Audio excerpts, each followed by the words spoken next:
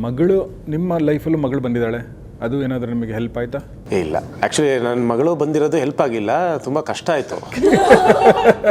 Shooting ಮಾಡೋಕ್ಕೆ preparation ಎಲ್ಲದಕ್ಕೂ ತುಂಬ ತೊಂದರೆ ಕೊಟ್ಕೊಂಡು ಬಂದಿದೆ. ಇಂಟ್ರ್ಯೂ ಅಷ್ಟೇ, ಅಕಸ್ಮಾತ್ ಏನಾದರೂ ಎಲ್ಲೋ ಅವಳನ್ನ ಸಪ್ರೇಟಾಗಿ ಕಳಿಸ್ಬೇಕೀಗ. ಸೊ ಅವೆಲ್ಲ ರೆಸ್ಪಾನ್ಸಿಬಿಲಿಟಿ ಥರ ಜಾಸ್ತಿ ಇರುತ್ತೆ. ಬಟ್ ಇದು ಅದು ಮುಂಚೆನೇ ಬರ್ತಿದೆ, ಅದೇ ಮಗು ಹಾಕಿಂತ ಮುಂಚೆ ಬರ್ತಿರೋ ಕತೆ.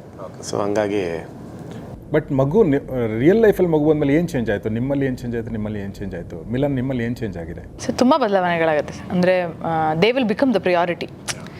ನಾವೊಂಥರ ಎಲ್ಲ ಮಾಡೋದನ್ನೆಲ್ಲ ಸೈಡ್ಗೆ ಇಟ್ಬಿಟ್ಟು ಅಟ್ಲೀಸ್ಟ್ ಐ ಥಿಂಕ್ ಒಂದು 2-3 ವರ್ಷ 2-3 ವರ್ಷ ಅಲ್ಲ,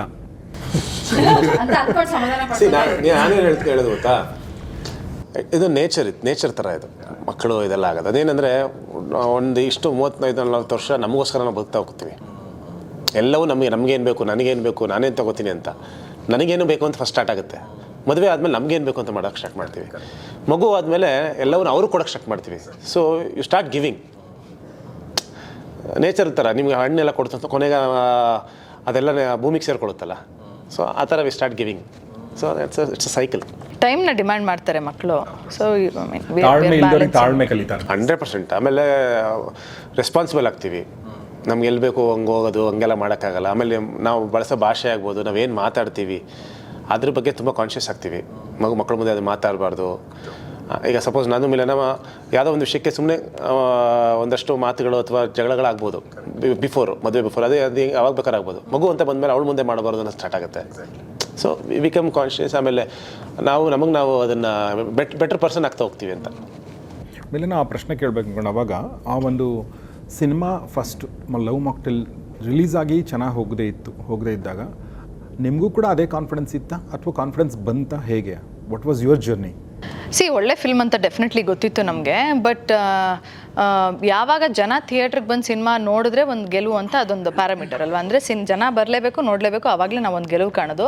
ಬಟ್ ಆ ನಿಟ್ಟಿನಲ್ಲಿ ನೋಡಬೇಕಾದ್ರೆ it was A little difficult ಅಂದರೆ ನಿಮ್ಗೊಂದು ಆ ಕಾನ್ಫಿಡೆನ್ಸ್ ಡೌನ್ ಮಾಡ್ತಾ ಹೋಗುತ್ತೆ. ಬಿಕಾಸ್ ನಮ್ಗೆ ಎವ್ರಿ ಶೋ 50 ಜನ ನೋಡ್ತಾನೆ ಇದ್ರು.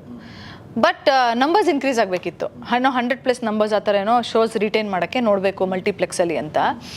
ಬಟ್ ಎಲ್ಲ ಶೋ ಹೋಗಿ ಮತ್ತೆ ಒಂದು ಶಾರದಾ ಥಿಯೇಟ್ರಲ್ಲಿ ಇದ್ದಾಗ ಕೃಷ್ಣ ತುಂಬ ಕಾನ್ಫಿಡೆಂಟ್ ಆಗಿದ್ರು, ಇದು ಟೇಕ್ ಆಫ್ ಆಗೇ ಆಗುತ್ತೆ ಅಂತ. ಬಟ್ ನಮಗೆ ಅವ್ರು ಹೇಳಿದ್ದು ಎಲ್ಲಿ ವರ್ಕ್ ಆಯಿತು ಅಂದರೆ, ಈ 60 ಜನ ನೋಡ್ಕೊಂಬಂದಿದ್ರಲ್ಲ ಥ್ರೂ ಔಟ್ ದ ವೀಕ್, ಅವರೆಲ್ಲರೂ ರಿವ್ಯೂ ಕನ್ವರ್ಟ್ ಆಗಿತ್ತು ನಮಗೆ. ಅಂದರೆ and people wanted to watch the film.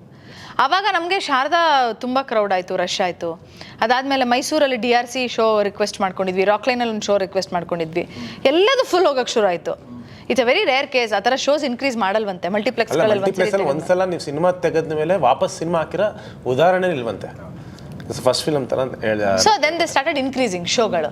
ರಾಕ್ಲೈನಲ್ಲಿ 2-3 show fill ಆಯ್ತು. ಆಮೇಲೆ ಒರಾಯನಲ್ಲಿ ಆ್ಯಡ್ ಮಾಡಿದ್ರು, ಮಂತ್ರಿಲಿ ಆ್ಯಡ್ ಮಾಡಿದ್ರು. ಮತ್ತೆ 3ನೇ ವಾರದಲ್ಲಿ ಎಲ್ಲ ಕಡೆ ಆ್ಯಡ್ ಆಯಿತು ಶೋ.